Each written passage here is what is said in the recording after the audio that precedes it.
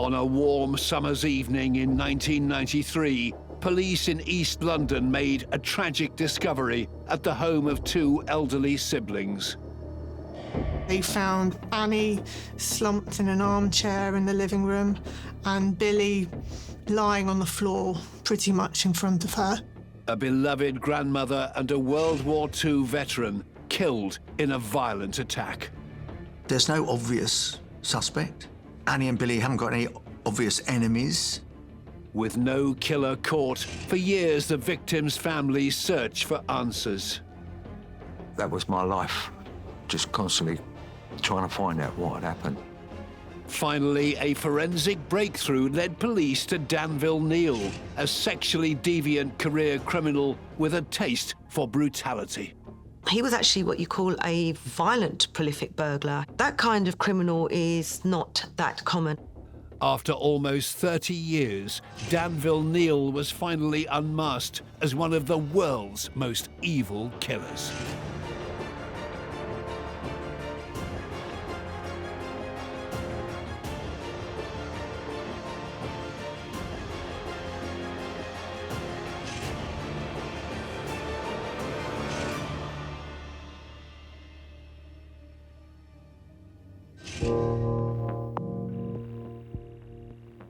In 1993, the East London community of Bethnal Green was no stranger to crime. There was violence, there was a lot of burglaries, drugs, heroin was at the top of its game. But the brutal attack on pensioners Annie Castle and her brother Billy Bryan was a far cry from everyday criminal activity. Not only does it cause moral revulsion, it also causes panic in the community. People don't want to think that they're not safe in their own home. The police would have been under a huge amount of pressure to solve this. Only when Danville Neil was convicted could this community feel justice had been done for Annie and Billy. This killer's story begins in the London borough of Lewisham. Danville Neil was born in September 1957. He was actually what you would describe as a South London boy. We don't know a great deal about Danville Neil's background. We can guess, or at least speculate, that he must have had a difficult childhood because by the age of 16, in 1973, he gets his first conviction for burglary. Neal started offending at quite a young age, acquisitive crime like theft. And that's not actually abnormal for that age of young men, but, you know, it's something that they pass through and, you know, forget about as they get older. This was not the case with Danville Neil. As he entered adulthood, his path in life seemed very much set. Danville Neil was a career criminal. He was a petty thief and a burglar, and he used to fence stolen items around the South London area where he mainly operated. Also, by his own admissions, was involved in distributing cannabis. Much of what is known about Danville Neil's early adult life comes from his lengthy rap sheet. He had a number of convictions. I think it was something like 15 convictions for burglary between 1973 and 1998. But Neil was not simply interested in stealing people's property. Danville Neil was a man with proclivity to violence, sexual violence, psychological violence. He had not only broken into people's houses, but he specifically targeted people who he thought had stashes of cash or valuables in their homes, and he would threaten them, tie them up, and beat them, and during the course of some of these burglaries. In 1984, he and an accomplice committed 2 violent burglaries, which were to set a pattern for his later crimes. One night in June 1984, 26-year-old Danville Neil and a fellow career criminal, William Norris, travelled the 5 miles from Lewisham to the middle-class suburb of Penge. And the first occasion, he broke into a home where the family were at home. Neal wakes up the sleeping couple, mum and dad, and tells them that they've already killed one of the children. Your girl's dead. Neal and his accomplice beat both mum and dad with an iron bar and try and smother the father and rape the woman. He tried to rip rings off her fingers, and I think at one point she said to him, "What are you going to do with these rings? They're not even worth 30 bob." There's also a suggestion that there was some kind of sexual humiliation of the husband as well as the rape of the wife. It was a terrifying ordeal for the couple. Neal had played on their worst fears, but he was bluffing. Thankfully, their 3 children were asleep upstairs and they weren't woken. But the couple at the time didn't know what was going on. They didn't know that the children were okay. He starts with theft, which is pretty normal way to start a criminal career, if you like. But then he moves to burglary, and he moves to burglaries that are violent. Now, that is one hell of a development. This is the kind of offender we need to be really worried about. In August 1984, Neal and his familiar accomplice, William Norris, attack another house, this time in Norwood, also in southeast London, where a woman is alone, asleep. It's another home invasion. A really, really frightening experience for this woman who's woken up in the middle of the night by this guy in her bedroom. Again, threatening, again, use of violence. They threatened her, they smothered her in actual fact, and they raped her. And in that instance, he only made off with, I think, £15 and a music system. So really very, very low value items. But the level of violence used was extreme and gratuitous and designed to cause, maximum fear and alarm of his victim. We might think that the motivation is only to take things that they can sell or take money.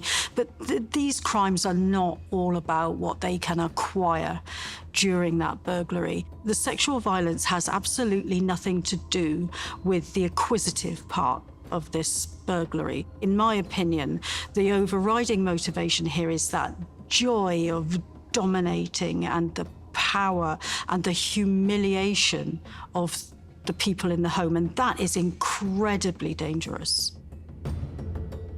These 2 burglaries, just a couple of months apart in the summer of 1984, were violent and sadistic. But Danville Neil and his accomplice did not escape justice for long. He didn't wear a balaclava. He didn't wear a ski mask. Well, it's perfectly obvious by this point that Danville Neil is a person of interest to the police, and it doesn't take them very long to track him down.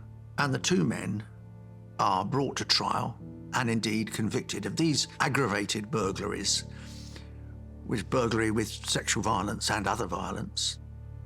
In June 1985, Danville Neil and his accomplice were found guilty at London's Old Bailey and sentenced to 12 years in jail. But just 7 years later, Neal was a free man once again.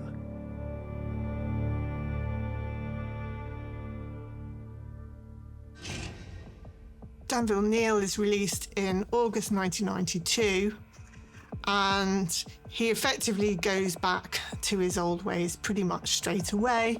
He really doesn't know any other life than the criminal life. So, he goes back to his old stomping ground in Sydenham. Getting a real job was the last thing on Danville Neil's mind in 1992. Now almost 35 years old, he simply picked up where he left off, resuming the life of crime he'd pursued since he was in his teens.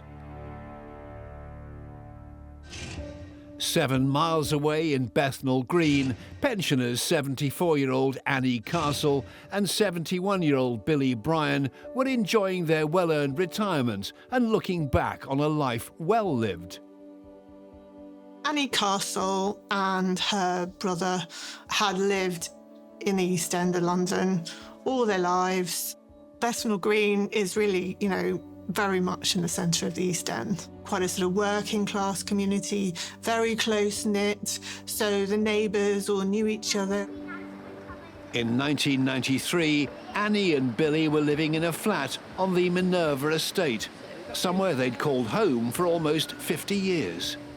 Annie had moved in with her husband shortly after the end of the war, when these flats had recently been constructed.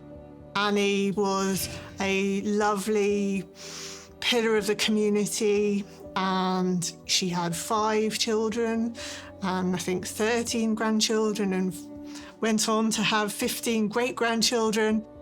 When her brother Billy was invalided out of the army at the end of the Second World War, he got tuberculosis, so he was sort of released from the army and was really taken in by Annie and her husband and the rest of the family, and he lived with them from then on. Annie's husband Jim died in 1987, but she and brother Billy continued to live together. Annie's grandson Mark remembers the Bethnal Green flat as a lively hub for the entire family. We would be round Nanny's every Saturday. You'd get there and Nanny would be up making a fuss every hour, and then another member of the family would turn up with their kids. And then we'd all go down and play football, and then someone else would turn up, and then one of the mums would go, "Oh, there's a jumble sale over the church." A couple of the mums would go. All the dads would be sitting there, the mums would be walking around, Nanny would be making teas, toast, Billy was cooking. It was just great fun. Annie and Billy's warmth extended beyond their family to their neighbours and acquaintances in the local area. The neighbours all knew each other and would socialise together. So, for example, Annie would go to the local social club every week with her friend.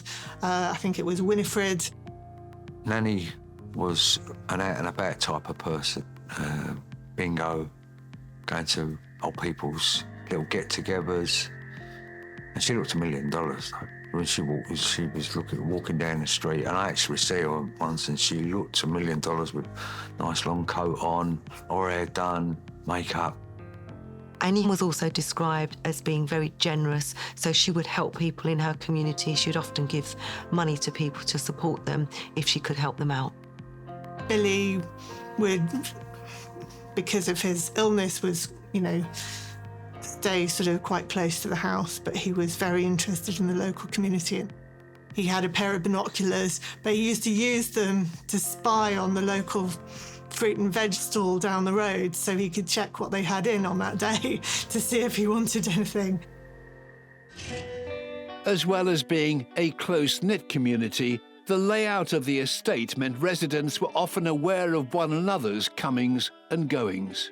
There were a number of blocks of flats, but it was on quite an open sort of green area. Annie lived on the first floor, but it wasn't a high-rise floor. It was just a few steps up onto her landing, where there were several other flats along that particular landing. The flats' front doors were accessed from shared walkways along the fronts of the buildings, while at the back, some of the flats had enclosed concrete balconies. The blocks faced one another across communal lawns, as neighbour Anne Ambrose remembers. I lived opposite them, so you could have a chat across the grass, because we've got a great big grass expanse, so you could actually chat if you needed to. When the peace of this settled community was brutally shattered one night in August 1993, it would be the neighbours who noticed something was amiss. The 22nd of August 1993, Billy and Annie are at home in their flat.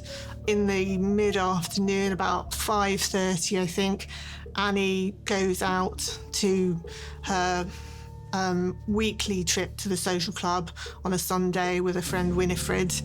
They did this regularly every Sunday, so they met at around about 5:30, and then they returned at about 8:30. Now, according to Winifred, Billy would very often be standing in the communal balcony waiting for Annie to return home from the social club, and he would usually prepare a hot drink like a coffee and a sandwich for her for when she returned. And that does seem to be what had happened in that particular day, although when Annie returned home, the front door was shut. There was no sign of Billy. Much of what happened after Annie Castle entered her flat that evening is unknown. Other residents would later help police piece the story together. Neighbours recall hearing screams that evening, but no one paid much attention. At around 1:30 a.m, Anne Ambrose was getting ready for bed in the flat opposite Annie and Billy's. I just looked over and I noticed the lights were on, but you don't think that's any problem at all. You know, you think, well, naturally they're just not gone to bed yet. And the lights were still on when she got up to go to the loo at about 4 a.m. And then I noticed that the back door was open slightly, because say we've got back balconies. But even then, I don't think anything suspicious went through my mind. And then she got up in the morning and she left at Monday morning to go to work. She said she noted again that the lights were on. And then it was when I got back home that I noticed that nothing had changed across the way, and I thought, that cannot be right. She got back about 10:30 that night, and when she saw that the lights were still on and the back door was still open, she decided that she would make a phone call to Annie, and she didn't get any reply to her call. So she goes round and knocks on Annie and Billy's door. No answer. She looks through the letterbox. Can't see anything. So at that point, she decided that she was going to call the police. When a police officer responded to Anne's call that night, he recognised immediately that this was an emergency. The elderly siblings were nowhere to be seen, and their normally pristine flat was in disarray. He looked through the window, and what he could see were the lights were still on. The fridge door was open. There were cupboards and doors open. You could see that there's been something that's been ransacked. Went round to the back of the flat, looked up at the balcony area, and they saw that the door was open. At about 10 past midnight, the fire brigade arrive and a ladder is erected and the police enter the flat through the back. And unfortunately, what he saw there was quite an awful sight.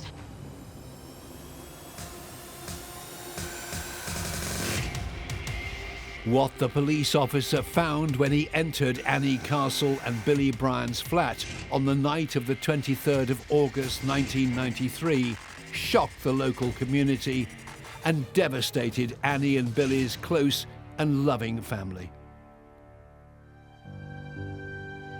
I was working with my father in the fruit market, night workers, and we got home, went to bed. Phone was ringing downstairs and ringing and ringing and ringing and ringing and ringing. And then it'd go off, then it'd ring again. And straight away I knew something weren't right. So I went down, it was my father. He said, Nanny and Billy have been found dead in the flat. And I was like, oh my God. The police officer who entered Annie and Billy's home just before midnight on August the 23rd had found the two pensioners in the living room. Annie was slumped in a chair with her head down, and Billy was laying on his side directly in front of Anne. He'd had his hands tied together and with a cord, and he had some kind of cloth tied around his feet. It was neighbour Anne Ambrose who'd raised the alarm that evening about unusual activity at the older couple's flat. It wasn't too long before the police came back out. And I said to them, how are they? And he said, they're dead. It was such a shock. The whole house was in complete disarray. In the lounge area, cushions had been upended, a vase had been smashed and there was glass all over the floor. Cupboards open, drawers open. A screwdriver is found in the lounge and a hammer is found outside the flat. One of their pairs of glasses was just sort of chucked on the floor or had fallen on the floor somehow, and Annie's handbag was lying on the floor with the contents strewn all over the place. Shabnam Chowdhury was one of the detectives assigned to investigate the unexplained deaths and to piece together exactly what had befallen Annie and Billy and why. Once a detective has attended, or what you call a senior investigating officer, that now becomes an official murder investigation and a crime scene for evidence to be gathered. When they looked at the scene, they could see that Annie's fingers had areas of sort of white where she would normally have worn her rings. So she was wearing 2 gold wedding rings, and she also had 2 diamond rings that she would habitually wear. So it was clear that they'd been ripped off her fingers, either when she was alive or after she died. It's not a very thorough burglary, given the fact that a lot of things are missed. For example, more than £4,000 in cash hidden in socks in the flat. You don't know what has actually happened. You don't know for sure whether it is actually a burglary. You don't know for sure whether somebody is known to those individuals. There were no signs of a break-in of that particular flat. You've got to keep an open mind. One of the first tasks for the investigation team was to work out exactly when Annie and Billy had been attacked. No one had seen them since Annie had arrived home from the social club at around 8:30 on the Sunday evening. There was a half-drunk cup of coffee and the remnants of a meat sandwich. So within about half an hour, something has happened to interrupt their usual routine. And we did have plenty of witnesses that came forward, but nobody that actually saw anything that happened. So everybody gave a picture, which we were able to draw up a timeline of events that likely took place. One neighbour had heard a scream at around 9:30 p.m, while Anne Ambrose had seen lights and movement at around 1:30 a.m. There was a 6-year-old boy living nearby who was woken up in the night and heard someone saying repeatedly, "Get out of here, get out of here." He was awoken during the early hours of the morning and he became very scared. He went into his mother and he told her what he'd heard, and then she put him back to bed. So when you combine all of that information and all of that evidence together, what you can work out is that there would have been a timeline of between around 9:30 p.m. when the first scream was heard to around about 4:30, early hours of the following morning on the 23rd, when both Annie and Billy were subjected to that violent attack, being tied up and actually being murdered in their own homes. The post-mortem examinations confirm suspicions that Annie and Billy had indeed died during a prolonged, violent incident. Annie Castle's post-mortem was interesting because Annie actually had a history of heart disease and angina. The fact that she was placed in such a stressful situation would have caused her to have a heart attack. Physical examination of her body found that there were bruises to her arms, which were consistent with her being restrained physically with hands. So we straight away realised that Nanny was beaten, and so Billy had been beaten up as well. Billy's post-mortem was more complex in actual fact because he too also did have a history of heart disease and of heart problems, but he was subjected to more violence, subjected to severe violence. The evidence showed that he'd been not just restrained, but he'd been beaten, and beaten by somebody probably wearing a ring that did cause not just bruising, but sort of some cuts from, small puncture wounds from being hit by someone wearing a prominent ring. He had injuries inflicted to one of his eye sockets. He had injuries under his chin, some abrasions under his chin. He'd also been assaulted on both of his arms, on his body, and also on his thighs. Despite the horrific number of injuries Billy had suffered, it was not the beating that had killed the 71-year-old veteran. He had been suffocated, asphyxiated, and that was the cause of death. It caused him to have a heart attack as well. But the cause of death itself was asphyxiation. Hearing that his beloved grandmother and great-uncle had endured such a violent death was devastating for Mark Castle and for their extended family. I just was like numb shock. Who done it? Older people, statistically, are actually highly unlikely to suffer this kind of crime, especially, you know, if they don't go out very often and they live in secure homes. And we can't conceive of the type of person that would target the vulnerable in that way. Immediately, the first place your head's going to go to is that there's an evil predator on the loose. These people don't share your values. They don't share your moral code. That can be terrifying for a community.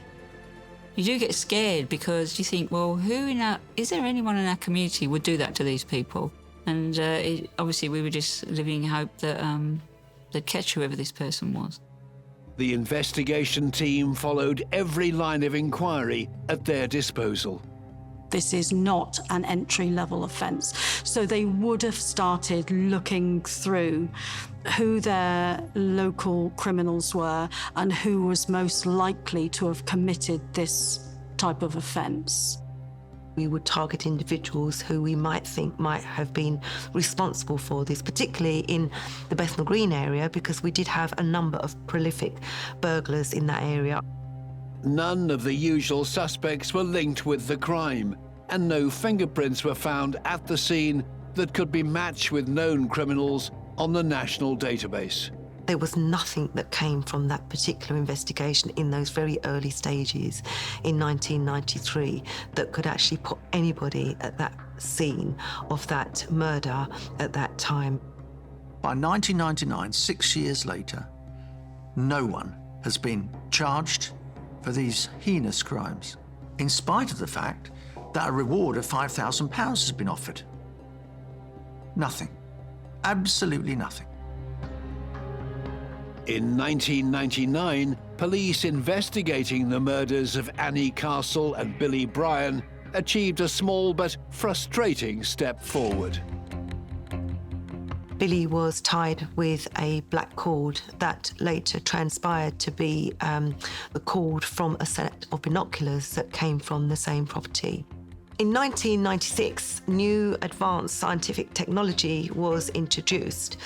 And then in 1999, what actually happened was that scientific technology was allowed to be used in casework. The black cord was submitted to the scientific lab. In actual fact, it had been preserved all that time within the same packaging, never been removed. There was DNA extracted and they put it through the DNA database and they got more than 300 possibles.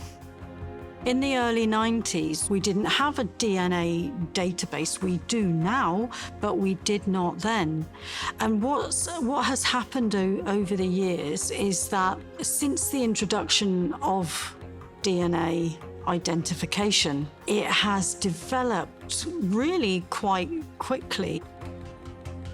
The list of suspects had been narrowed down, and one of them had a long record for violent offences. Unfortunately, it was 308 names. Within that list came Danville Neil. Danville Neil had been convicted of yet another burglary in 1998, and in 1999 was believed to have been serving time for this offence.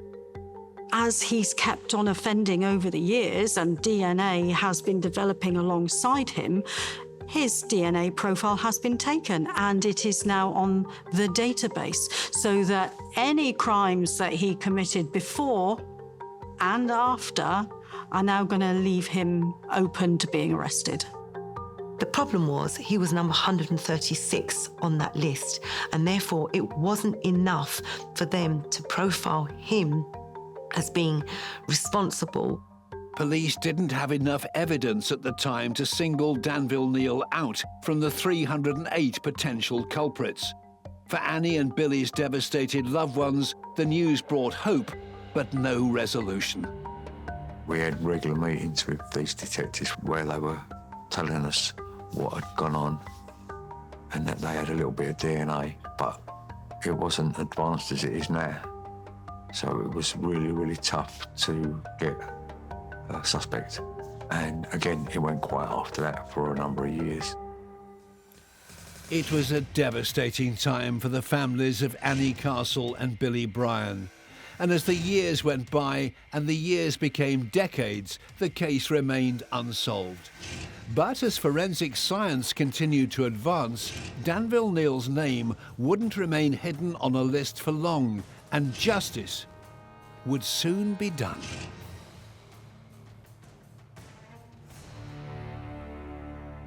In 2017, there have been some new techniques in DNA identification. By 2020, the techniques had been approved for police to apply to unsolved crimes. As before, the focus of the investigation was Billy's binocular strap, which had been used to bind the 71-year-old's hands before his murder. The strap was actually knotted where the perpetrator had tied the knots in order to secure Billy's hands and tie them up. And for the first time ever, those knots were undone. And therefore, they used the DNA from those knots. And the DNA comes back as identifiable to one Danville Neil. Danville Neil was already very, very well known to the police as a prolific burglar, and he had a history of violence as well. So not only is he a 1 in a billion match to the DNA, he also absolutely fits the profile of the kind of person who would have done this. It was an unbelievable breakthrough almost 3 decades after the crime.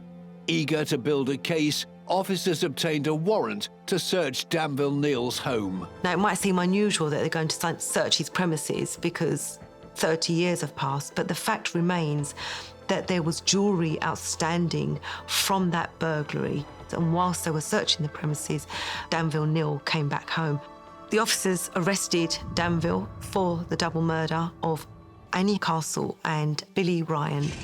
Neil, by now 63 years old, denied any knowledge of the victims or the crime. He clearly stated he'd never ever been to that flat, he'd never been to Bethnal Green, and he didn't know anything about that particular burglary.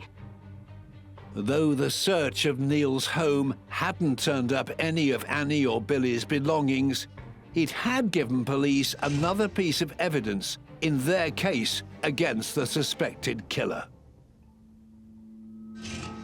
They discovered that Danville Neil owned a pair of white high-tech training shoes. They brought Danville Neil in for an interview, and they asked him about his shoes. And they said, "Oh, what about your trainers? Are these the kind of trainers that you wear all the time?"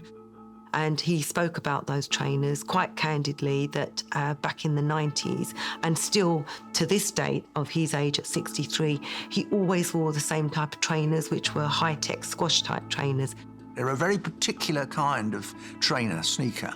They very particular pattern on the soles. Unbeknownst to Neil, in 1993, scene of crime officers had recovered footprints from the home of Annie Castle and Billy Bryan. The exhibits officer and the crime scene manager would have lifted all forms of different types of evidence. And within that came some footprints on newspaper articles that were found on the floor. These were in the shape of high-tech trainers. It was another important piece of evidence to link Neil with the fatal attack in 1993.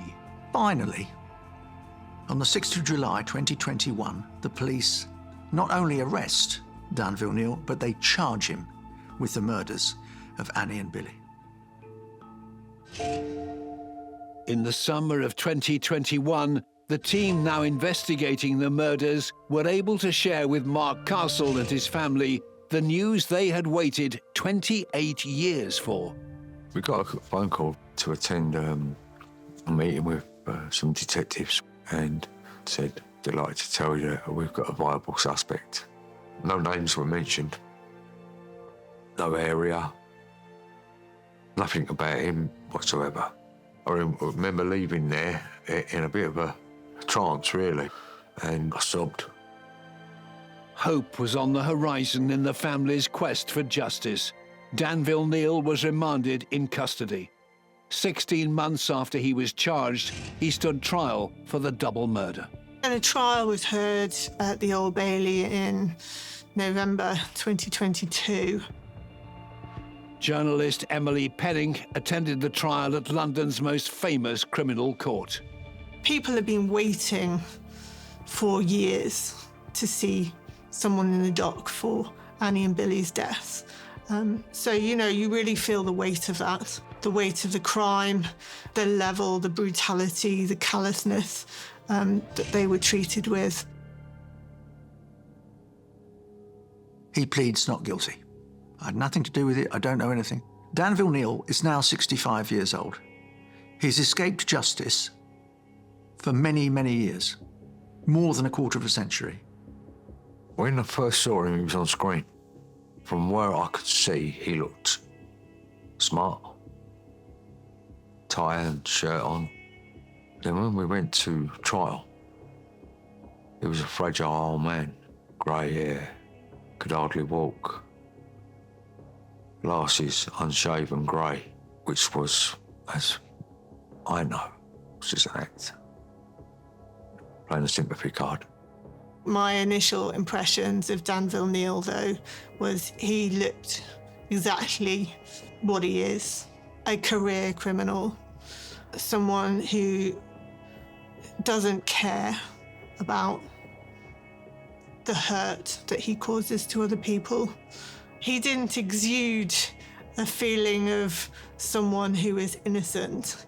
Everything he said, I think, just seemed like a lie. To my mind, he seemed cold and callous, which is exactly what he was.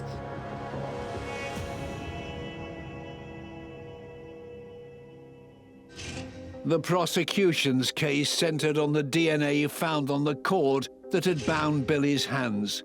This proved, they claimed, that Danville Neil could be the only person responsible for attacking and killing Annie and Billy in their home that night in August 1993.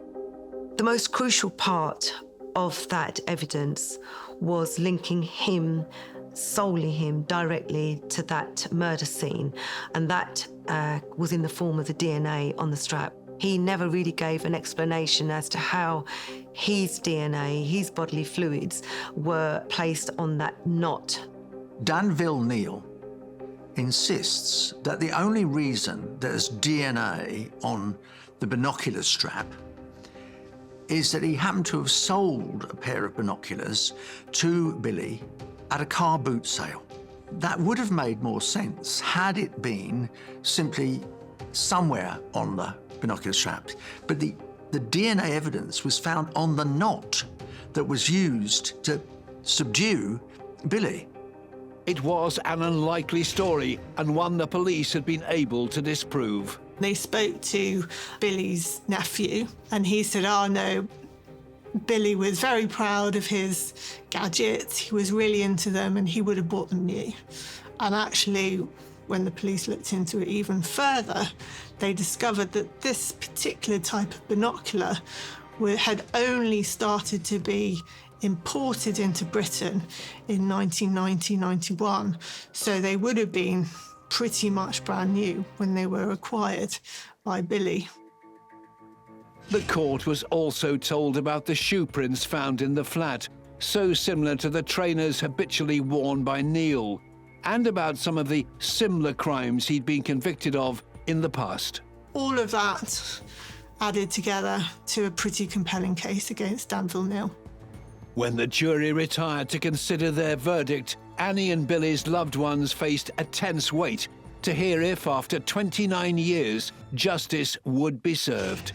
And I thought he was going to walk. The day of the verdict, there was 12 of us upstairs waiting to go in the gallery. And I lost it. Sobbed and sobbed and sobbed. I was so scared that he was going to walk. Because once he walks, we've got nothing.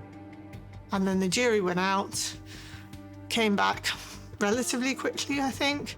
And we went in, and I'd never been so scared in my life. The first count was the murder of Billy, and that came back guilty of murder. The second count came back not guilty of murder, so it was a bit of a heart-stopping moment where, oh my goodness, they're going to acquit on the second murder. And then they said, how do you find the defendant on the count 2 of manslaughter?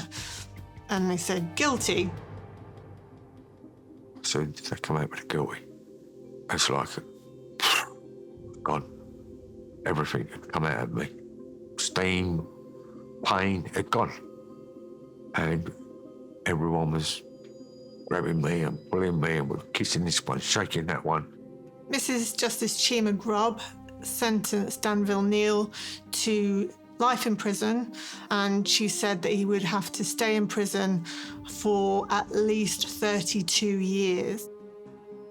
In passing sentence, the judge says, "You dodged justice for nearly 30 years.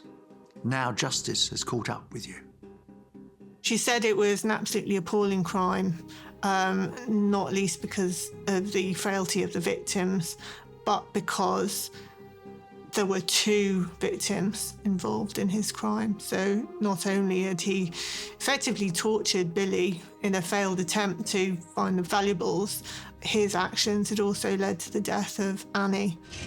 The judge's sentence means that Danville Neil will almost certainly die in jail. It would mean he'd be over 97 before he could even be eligible for parole. And that must be regarded as a very distant possibility. Given Neal's violent history, the idea he'll never be released will be a comfort to those who suffered at his hands. I don't think he was solely motivated by greed. If that's the case, he was a very poor burglar. He never seemed to make real money out of burglary. But I think he was motivated by violence of all kinds. There was nothing else to Neal except this need to be cruel and controlling and domineering. And that makes him really evil. The conviction of Danville Neil brought a measure of closure not only to the family of Annie Castle and Billy Bryan, but also to all of the victims who survived his violent attacks throughout his criminal career. A career that had begun when he was still in his teens. With Annie and Billy's deaths likely to be the last entry on his lengthy rap sheet, Danville Neil has finally been recognised as one of the world's most evil killers.